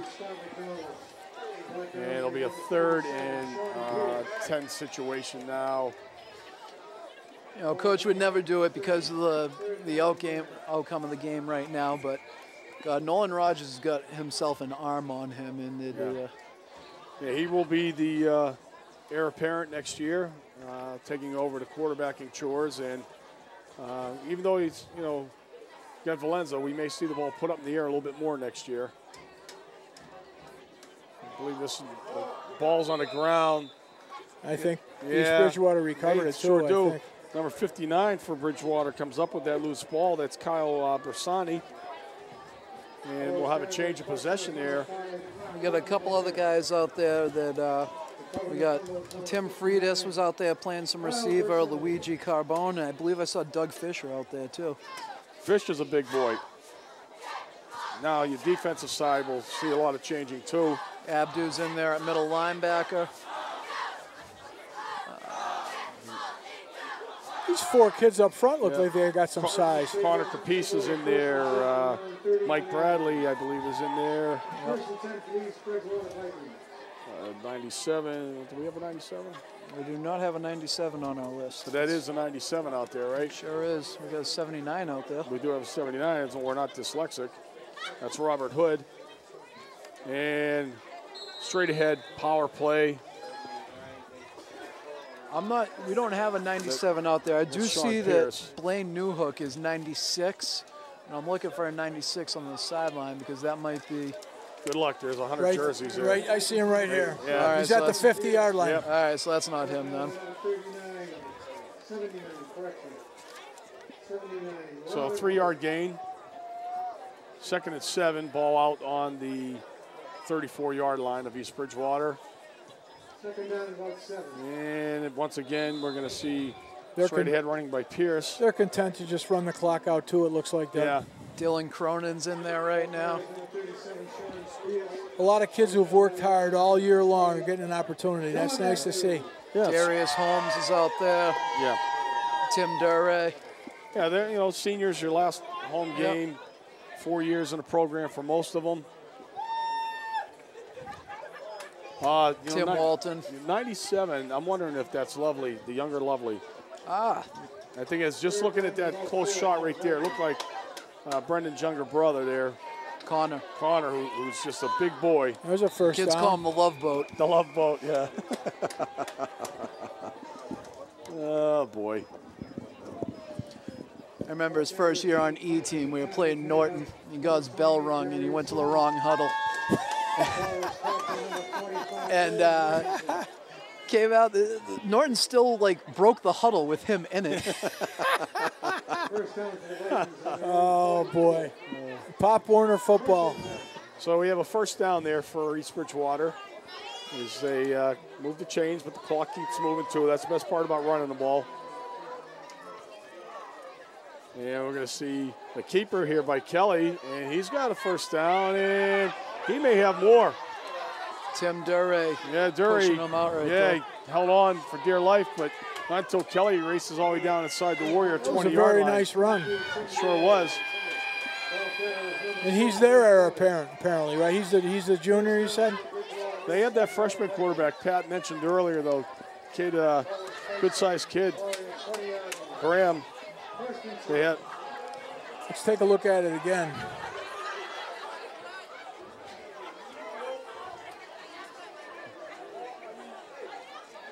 Yeah, he has a wide open right sideline there, and he just took full advantage of it. So Duray with that gorilla grip, grabbing the thing. That's from wrestling. Yeah. And Kelly tries the middle of the Foxborough defense and doesn't have as much success this time. And it's interesting, Pat, you should mention wrestling. Doug and I mentioned it last week. We talked about the lacrosse players and what they've accomplished and how they complement each other, lacrosse and football. Early on, when you were playing football in the 80s, we had some terrific wrestlers and very, very great wrestling teams, and most of them were great football players too, or outstanding football players. Jeff Parker, Mike Ragusa, Lance Everson, Billy Ivets, Jackie Layton. Absolutely. The Layton's boys, yeah. Absolutely. All of the above. Well, we're going to see a pass here by Kelly, and he's got an open receiver for a touchdown. Yeah. Touchdown Vikings. Well, 45 on the reception is Owen Harrington, sophomore for the East Bridgewater Vikings. Pulls that ball down, and East Bridgewater breaks the snide. Yeah, they're off of it. A lot of these kids may be playing against each other Monday afternoon. I think Mike Kelly right now, not only is, this is big for Mike Kelly because for the East Bridgewater kid, he's earning his coach's confidence right now. Absolutely. And they're going to go for 2. I don't think Benson's in danger of losing his job, but no, he's only got 2 games left. Or if they don't make the playoffs, he's only got 2. There's a Pierce 2-point conversion. Fights through the middle of the Foxborough defense for the 2-point conversion, making a score 28-8. 6 minutes and 1 second remaining. 28, Foxborough, 8, East Bridgewater. Yeah. Let's take a look at the pass play here. Little three-step drop. Nice catch. There's a little height disadvantage right there for Mr. Dure. He was giving up about 6 inches. 6 minutes and 1 second left in this football game. They can't move fast enough. Yeah, you're absolutely right. So anyhow, we'll talk about Thanksgiving. I'll be away. Unfortunately, I won't be able to have turkey dinner with you guys, but Pat and Frank will be covering the contest from the stands, the luxurious press box at Alumni Field over there. And I guarantee you we won't be in the press box. And the kind hospitality that we've endured, that's the one thing I won't miss. There's been some times that Frank and I were standing on milk crates in driving wind and rain in our 1 square foot of space that they allowed us. So that's it. And last year I did the game from the stands, from the corner of the stands. So Dure has the kickoff here, and he's running. He's still going, and he's going to be knocked out of bounds just shy of the 30-yard line. Tim Dure with a nice return for the Warriors. That little guy, huh? He's got some wheels. Yeah. What grade is he in? He's a senior. Senior.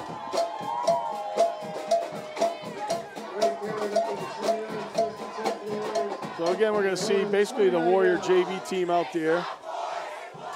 Nolan Rogers. Seniors. Yeah, that's true too. Let me take that back. There are some seniors out there, but few of the players are out there that will be playing again on Monday. Nolan Rogers at QB. And we're going to see McGuire again. And he's got a real nice run going here. And first down, 12-yard run for Mike McGuire.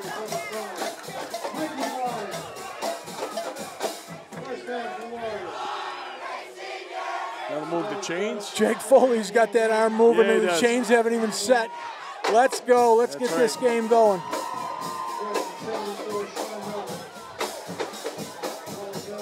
Well, Foxborough did what they needed to do tonight, guys, and I think they're ready to play Sharon.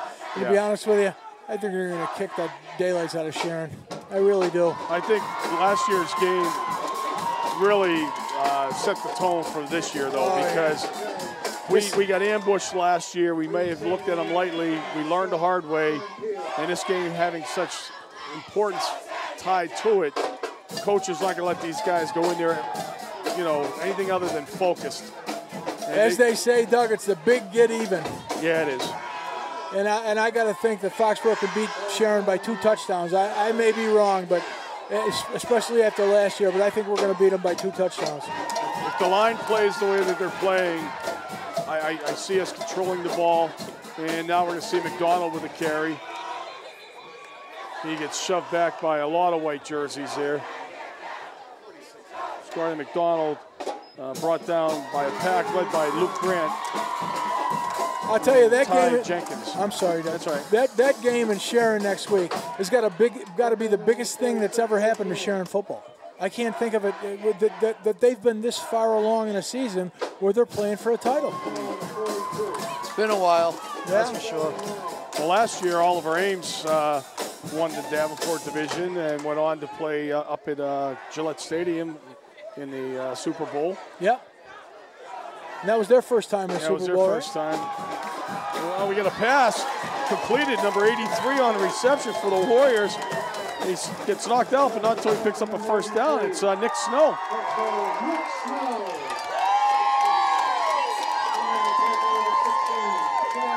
Call it. 3rd and 9 situation, and Nolan Rogers just 2-step drop, and boom, Nick Snow pulls that in with one arm. That's a nice catch. It sure was a good grab. And all they did that for was make sure we pick up the first down and keep the ball. Run this clock out. And now we're going to see McGuire again. He's just not finding a lot of room there. Good penetration by the Viking front. Coming down to 3 minutes. That was made by the Vikings, number 59, Kyle Desai. Oh, we're going to mill him too. I'd like to thank all the guys and gals associated with Cable 8. Once again, another fabulous job, another great season of home Warrior football games. And another quick pass there, and it's time number 85 for the Warriors. And he gets about a 20-yard gain out of that. Cole Gunn. Pretty exciting there. We're getting some seniors getting some action. This looks like just a little 10 and out. If I'm the East Bridgewater coach right now, I'm steaming. I gotta be honest with you, I'm steaming. I figure they're doing it just to keep that ball. Yeah. Now there's McGuire, and he tries the right side. He gets spun around twice. He gets spun around 3 times before he's brought down. Young man's probably dizzy after that run. He doesn't, what's he get, about 4-yard gain out of there by Mike McGuire. I mean, I was about to say before that pass, it's a lot easier to play defense when there's no misdirection or anything like that running between the tackles and everything. East Bridgewater was selling out. There was nothing doing in the running game. Yeah.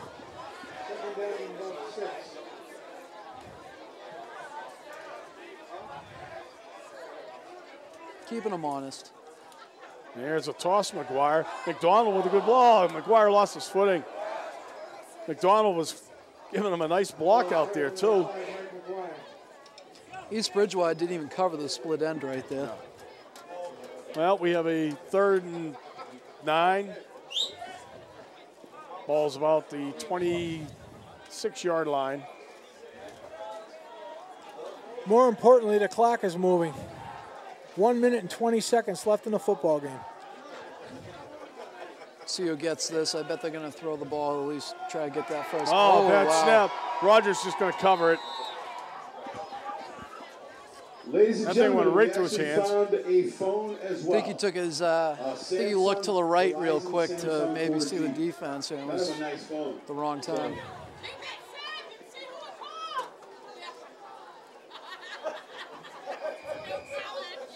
Fourth and long here, under a minute.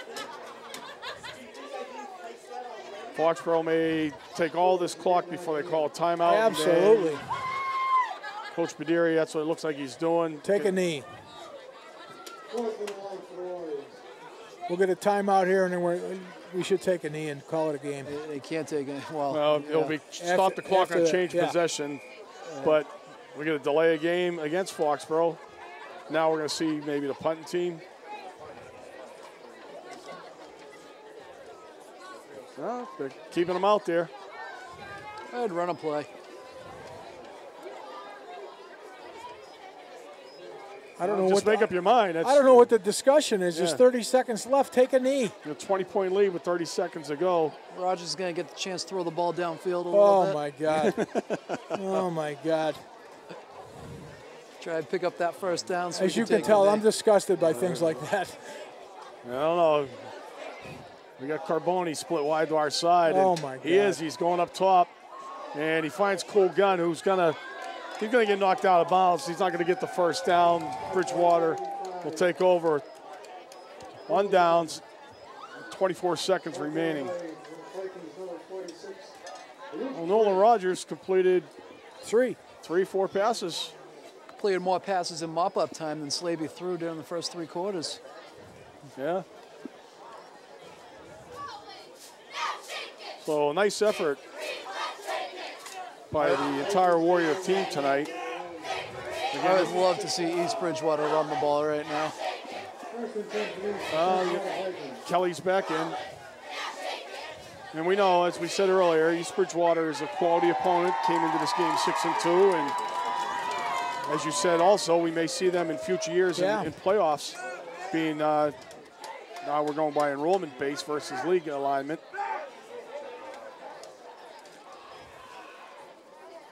And good hard run. Yeah. We're going to call timeout. Oh, come on. No. No. Sean Pierce on the run. The clock is still going. That's going to be the ball game. All right. So tonight's contest really wasn't much of a contest. Foxborough just dominating in the first half and then put the game away early in the third. The turnover is really the key here, guys. East Bridgewater never really gained any momentum because every time they started moving the ball, there was a turnover. Absolutely. They sealed their own fate, unfortunately, that way. But we had 100-yard games from Kevon Howard and Luke Valenza, and we had 2 touchdown passes from Mike Slaby. Final thoughts, guys? There's your ball game. The better team won. Yeah, there was no question about it tonight. Good. All right, now if you can get all 3 of us into this camera, this is going to be amazing. Yeah, you did. That's only because the camera's outside the building. I'll turn sideways. Yeah, tonight's game, one-sided by all means. Foxborough played very well, getting ready for next week's contest with Sharon. I'll be going to that game. We won't be doing it for Cable 8, but I'll be going to that game. And then I won't see you guys for Thanksgiving, but it's great working with you again this year, Frank. And my Patrick, pleasure. Nice working with you this year, besides coaching. Any last words from you guys? Beat Sharon. Beat Sharon. There you go. It's all you need to say. Okay, so for my partners, Pat McGuire, Frank Jaffoon, this is Doug Seuss, and all the Cable 8 crew, wishing everybody a safe night, and we'll see you guys at Thanksgiving, minus me. Take care.